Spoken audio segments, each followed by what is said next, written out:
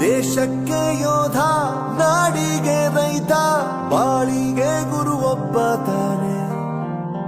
ಅಕ್ಷರ ಕಲಿಸೋ, ಅಜ್ಞಾನ ಅಳಿಸೋ, ಅವನೂನು ಅನ್ನದಾತಾನೆ.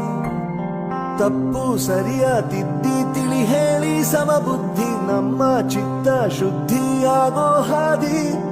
ಎಷ್ಟೇ ದೂರ ಹೋದ್ರೂ ಮರಿಬೇಡ ನಿನ್ನ ಬೇರು, ನಿನ್ನ ಸಾಧನೆಗೆಲ್ಲ ಇದುವೇ ಆದಿ. ಪಾಠಶಾಲಾ